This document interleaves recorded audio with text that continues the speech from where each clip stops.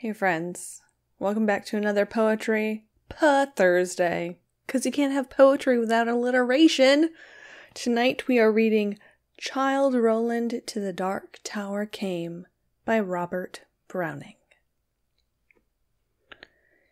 My first thought was, he lied in every word, that hoary cripple, with malicious eye askance to watch the working of his lie on mine, and mouth scarce able to afford suppression of the glee that pursed and scorned its edge at one more victim gained thereby.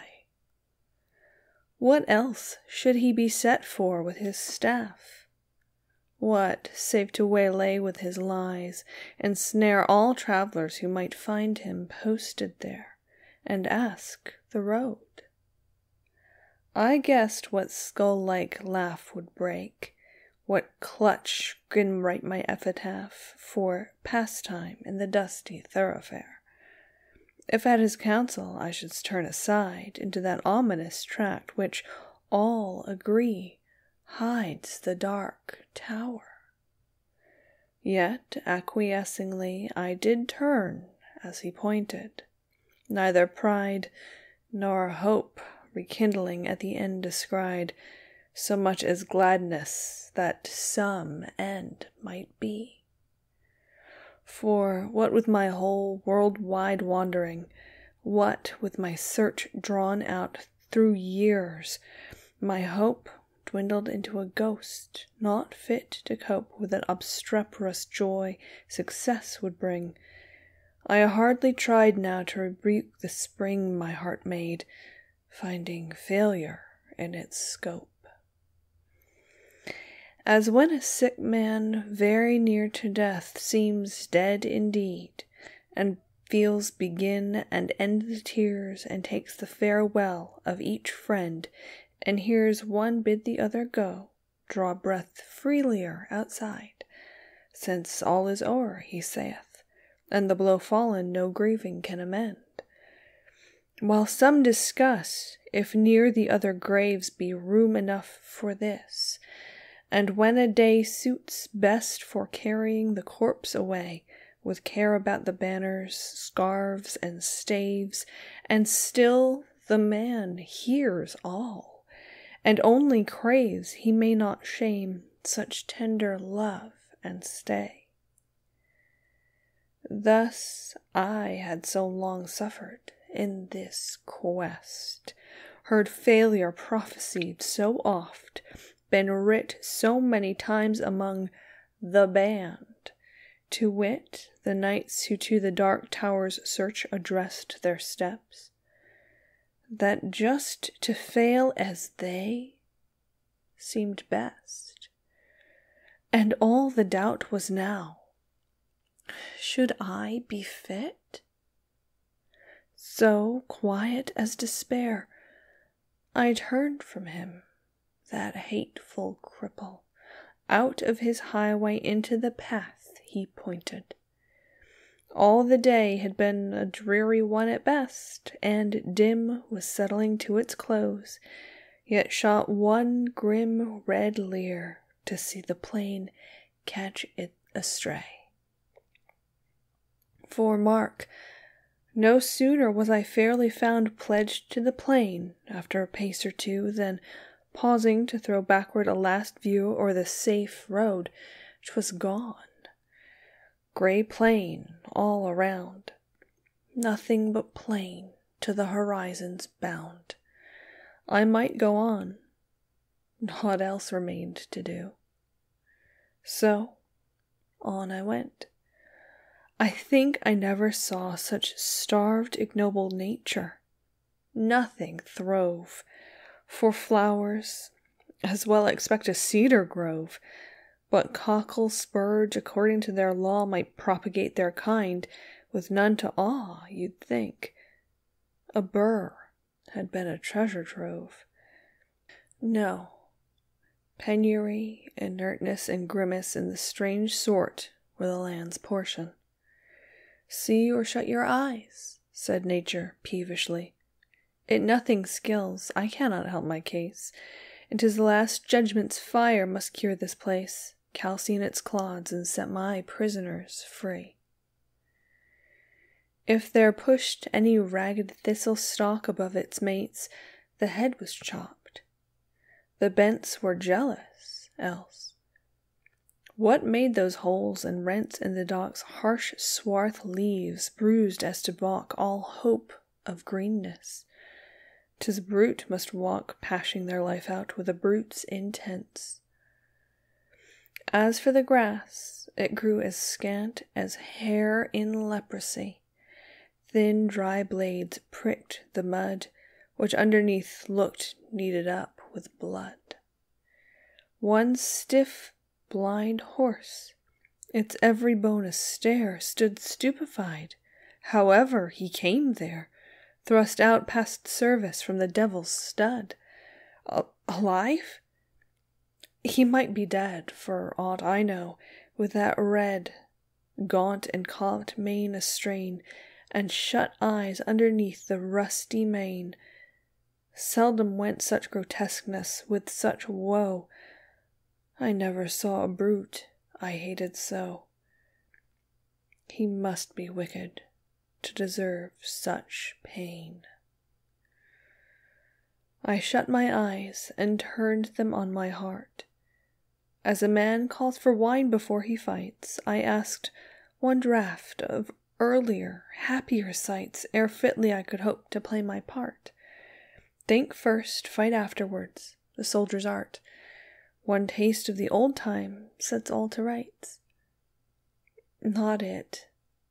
I fancied Cuthbert's reddening face beneath its garniture of curly gold, dear fellow, till I almost felt him fold an arm in mine to fix me to the place that way he used. Alas, one night's disgrace! Out went my heart's new fire and left it cold. Giles, then, the soul of honor, there he stands, frank as 10 years ago when knighted first. What honest man should dare? He said. He durst. Good. But the scene shifts. Faugh! What hangman hands pinned to his breast a parchment? His own bands read it. Poor traitor, spit upon and cursed. Better this present than a past like that. Back therefore to my darkening path again. No sound, no sight as far as I could strain. Will the night send a howlet of a bat? I asked, when something on the dismal flat came to arrest my thoughts and change their train. A sudden little river crossed my path as unexpected as a serpent comes. No sluggish tide congenial to the glooms. This, as it frothed by, might have been a bath for the fiend's glowing hoof, to see the wrath of its black eddy bespate with flakes and spumes. So petty, yet so spiteful all along, low scrubby alders kneeled down over it. Drenched willows flung them headlong in a fit of mute despair, a suicidal throng. The river which had done them all the wrong, whatever that was, rolled by, deterred no whit. Which, while I forded, good saints, how I feared to set my foot upon a dead man's cheek each step, or feel the spear I thrust to seek for hollows tangled in his hair or beard. It may have been a water rat I speared, but, it sounded like a baby's shriek. Glad was I when I reached the other bank, now for a better country. Vain presage, who were the strugglers? What war did they wage? Whose savage trample thus could pad the dank soil to a plash? Toads in a poisoned tank, or wildcats in a red-hot iron cage?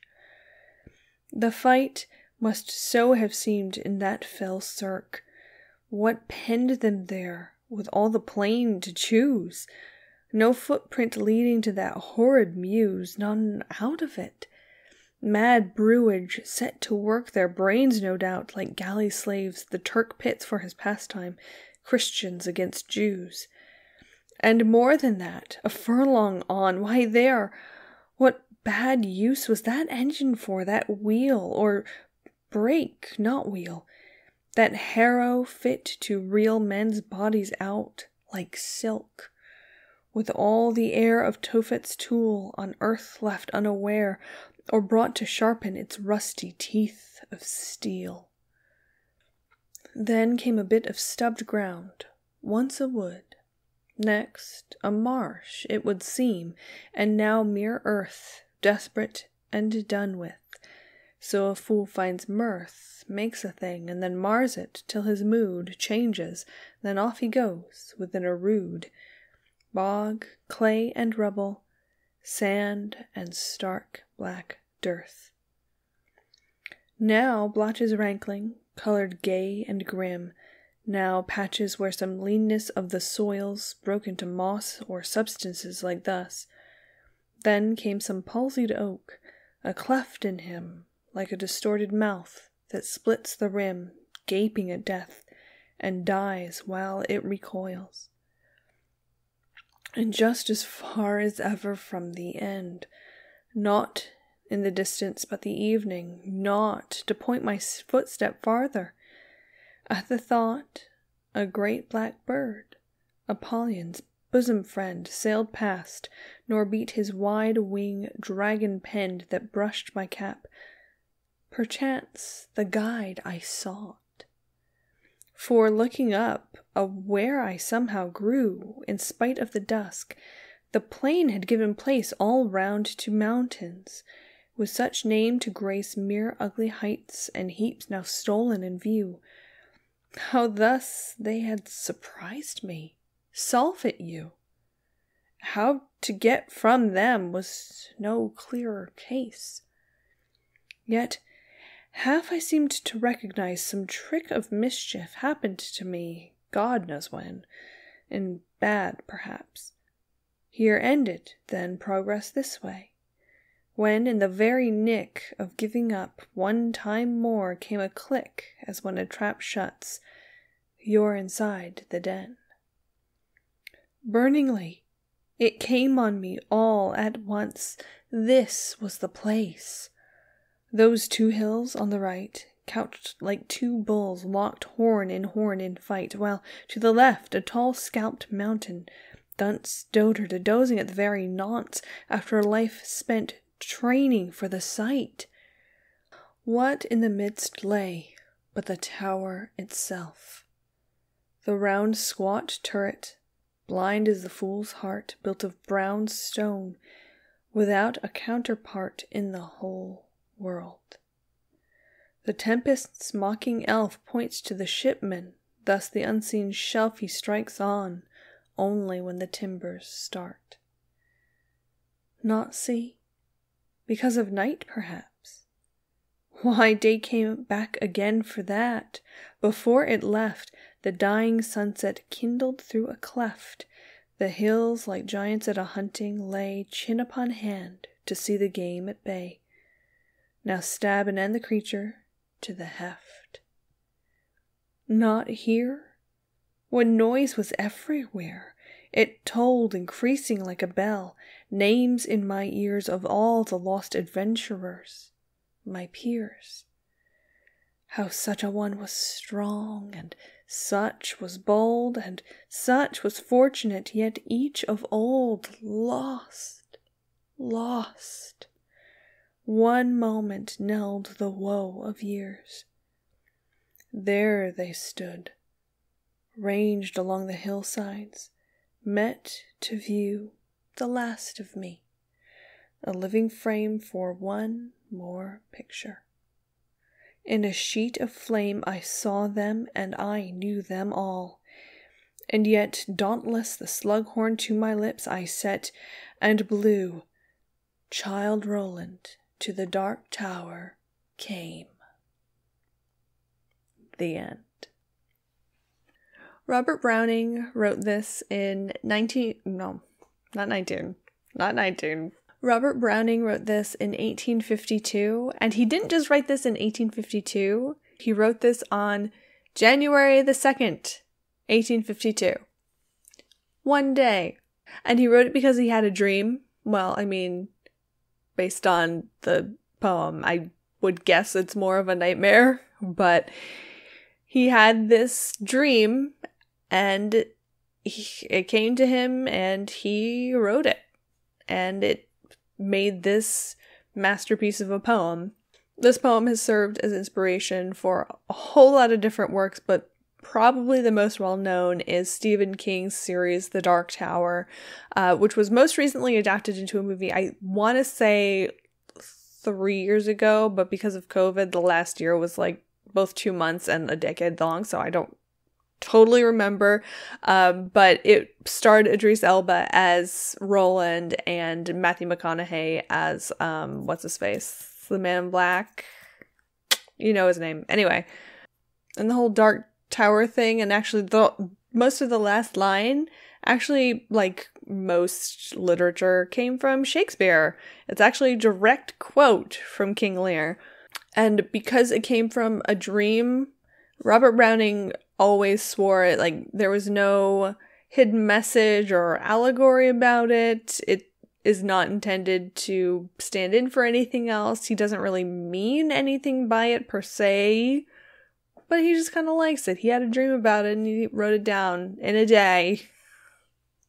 In a day. And as such, it's kind of hard in good faith to, oh yes, this is what Robert Browning meant, when he has said that he didn't really super mean anything by it. But there are still themes to explore throughout it, I feel like. It seems to very much explore a lot of themes of whether someone is actually a friend or a hindrance. And throughout the whole thing, like when we first meet the beggar, he's telling us, oh, go that way. And Roland's like, I know you're lying to me, but I'm going that way anyway.